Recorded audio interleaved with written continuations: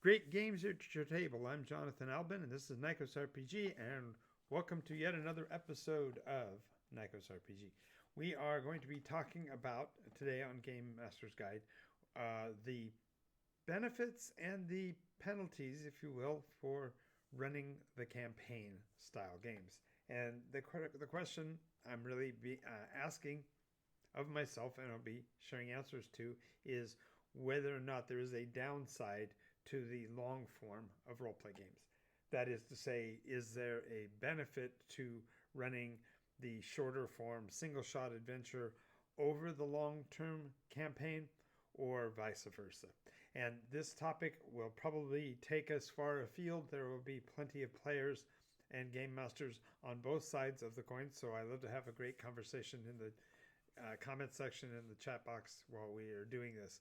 So if you haven't yet, make sure you like, follow, subscribe to this channel. If you're on Twitch in particular, you have the opportunity to see the videos without any commercials if you subscribe to the channel this month.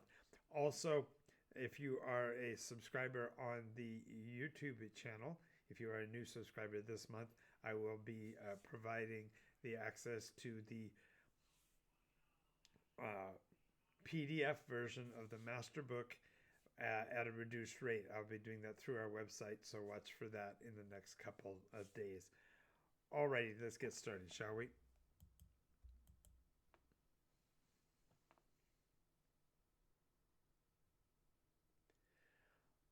Alright, so when we speak of the campaign, what would be the dark side of a campaign?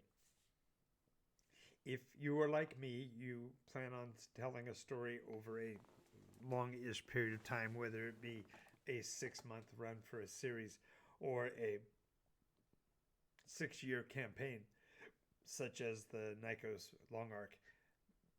When you get established to run such an event, the dark side or the downside to it is that it often takes a few extra weeks to get started. And so there are players who feel the frustration of getting started only to have a haltering step-by-step process to move into the long form, or they feel like they're overwhelmed because they're expected to do so much with so few, and it's problematic.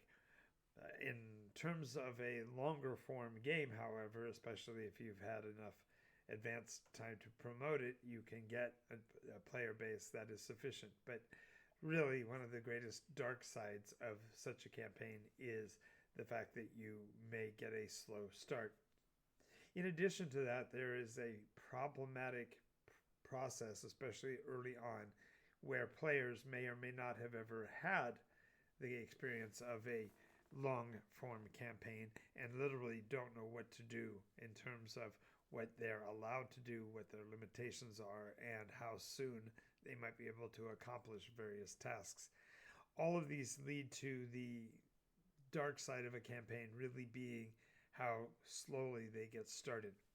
Now, one of the ways to overcome this is to have a session 0 with teeth. That is to say, we are going to start this campaign on thus and such a day, and we are going to run a session 0 on this particular day in advance of that to cover any conflicts or confusions or issues, and stand by that, hold that line. Of course, if you are a new game master, it's harder to do this your first time out, and so yes, there will be some fits and starts, especially with the beginning of a campaign.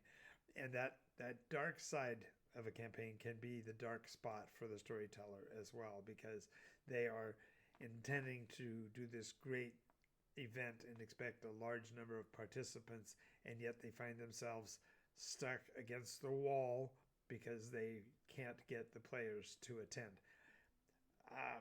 I can't speak to that other than to say that I've been there as well. And the biggest gift a game master can give his players is the opportunity for the starting date to be malleable. That is to say, yes, we are going to start on a given Monday, and we intend for it to be this Monday, and we are doing a session 0 on the Saturday before. But if that doesn't hold, then we will adjust the time going forward. This does seem perhaps to some to be a weakness, but it's actually accommodation for the players to get to the whatever the critical mass for your campaign is. Most players cap out between 3 and 6 players. Some will hazard up to 8, and in some of my campaigns I've run as many 17 players from day one. So it's a challenge to get it started, but once you get past that dark point in the campaign, it's more fluid. That doesn't mean it may be for you. You may find that this is problematic and more than you can handle, and so be aware of the other options in terms of how you might run a game, and reattempt periodically, because there may be that campaign didn't work at that time for the players you had in mind, but it can eventually occur. It's really a matter of choosing. So that's just on the starting salvo, is just to talk about the fact that there will be some slow bits at the start.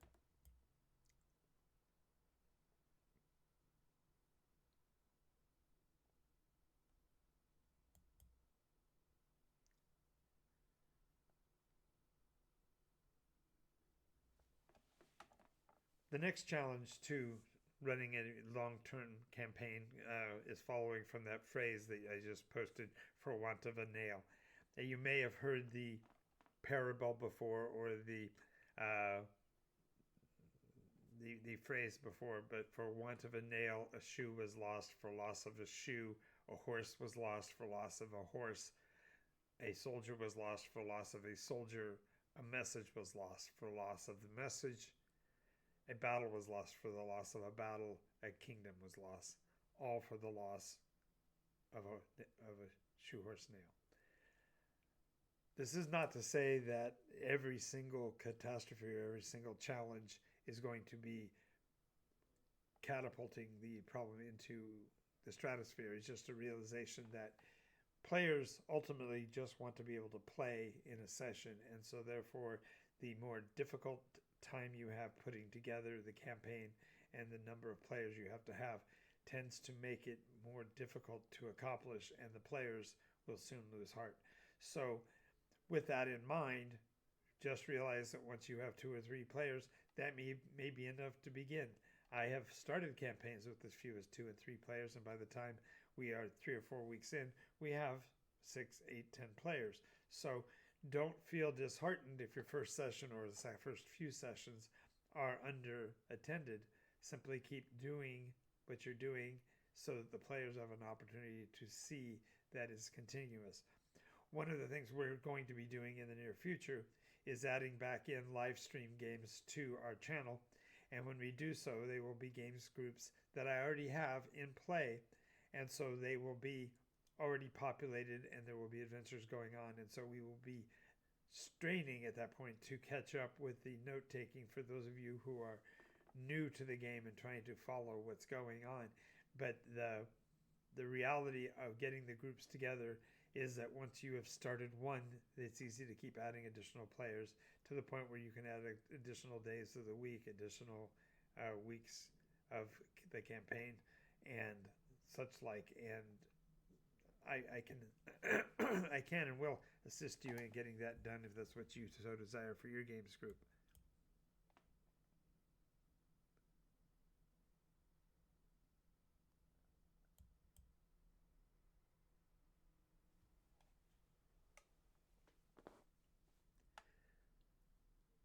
So the question becomes, how do you know when a campaign starts? If you've got several players who trickle in at first and then you add more players and add more players, when does the story launch? Well, the reality is that the story begins the very session you play, very first session you play. As soon as there are people at your table and you are making decisions with those players involved, you give them the opportunity to be a part of the story, and by such you give them the opportunity to become agents in what's going on within the game. One of the reasons to do this is that it's no longer a matter of your issues only, but the players begin to build the continuity and the coherence of the story because they are linking in what they perceive into the story. And especially if you've got a long form campaign plot involved, the players will be that which drive the plot forward. Now, there are those of you that will immediately counteract that and poo-poo that and say, well, you shouldn't be delivering to your players a plot after all the players are what drives the story. And I submit to you that that is the case if and only if the players desire to do so. And while there are those players that want to be drivers and want to forward the story, there are also those that prefer to have elements provided to them to work off of in terms of hints, clues, tips, options. And so the idea of not necessarily pushing the plot forward, but giving the opportunity for the plot to move forward, you're enhancing your players' experience in the game.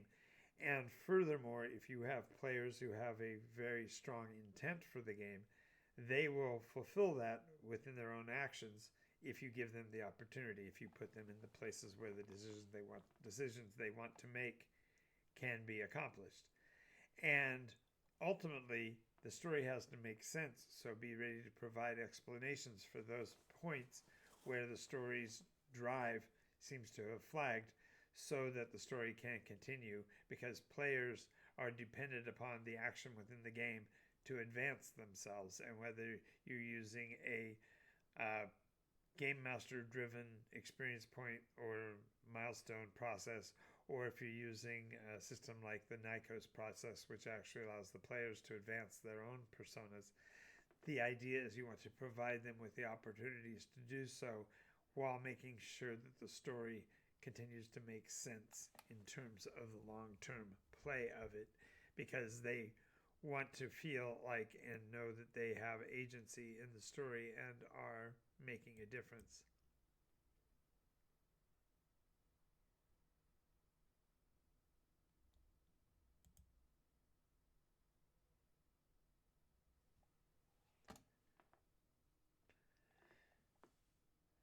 Now we get to where the rubber meets the road. The story matters whether the players have full agency and are driving the story, or whether they are working off of the materials you're providing them.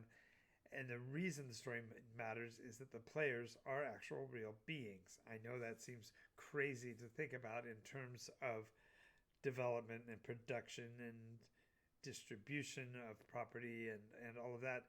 The reality is that the schedules of your players absolutely must be precious. If they are important to the players, they're important to you, and therefore we have to make sure that we are giving them their money's worth. We have to acknowledge that the players are definitely investing interest in the game, but more importantly, that we also know that time is money, and then we need to reward the players for their efforts in being in the game, whether it means only recognizing the fact that they actually show up, because that's really a positive thing in many cases, but also that they are provided with benefits in the game, because the very players that bring the game to life are also the ones who are the beneficiaries of the game session itself being outstanding.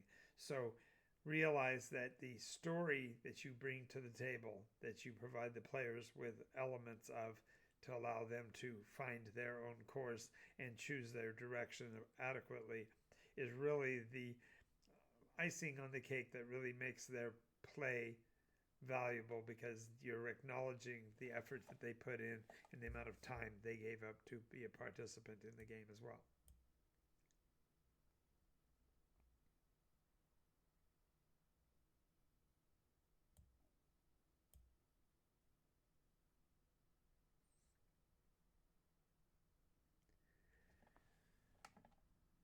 So, in taking all this into context, I've been a game master for 5 decades. I started playing when I was 11. I learned from one of the guys who designed the game, and I've been a nonstop storyteller for the majority of my life.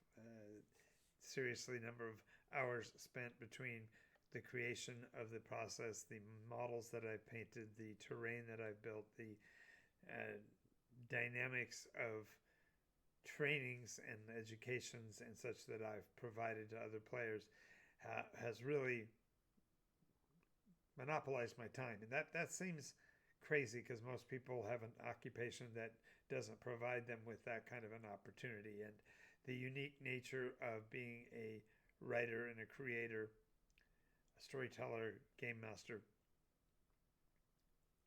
novelist, ghostwriter, and so on is a unique blessing that I've had. But the main benefit that I can provide is by giving players the utmost in their games experience and then providing you as new game masters the tools to make your games outstanding.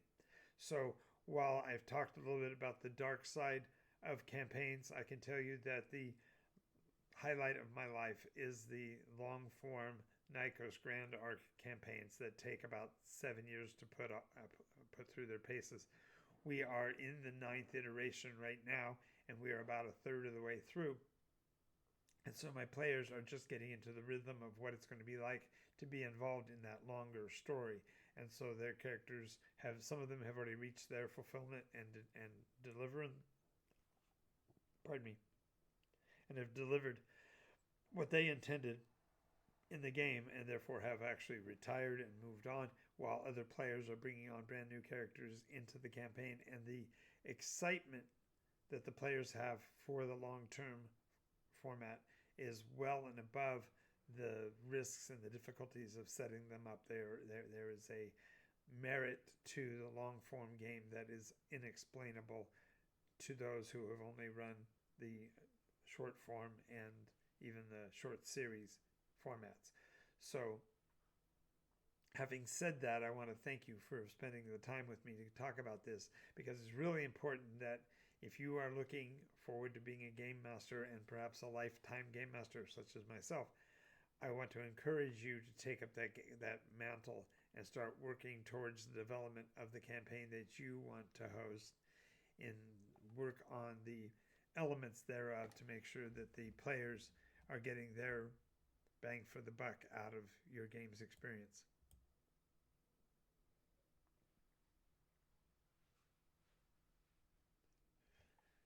Finally, as we get ready to close out, I want to thank you for your time watching with us. We do episodes Mondays through Thursdays, 10 a.m. and 11 p.m. Pacific, and on Fridays, 10 a.m., as well as our potential live stream games on the weekends. We are not quite there yet, but we are getting there. If you want more information about our property, check out nikosrpg.com. There you can actually purchase and download the PDF of the master book, and at lulu.com is where you can go to purchase the master book. That's the pre-release edition, as well as the Dark Shards pre-release enhanced edition version that includes everything that you need to play. So if you have any other questions, feel free to leave a comment in the comments section, and I'd love to have a conversation with you. How can I help you make your games better? What is it that I can provide to you as far as tools to make your games really pop? I look forward to your comments, and I will see you in the next video.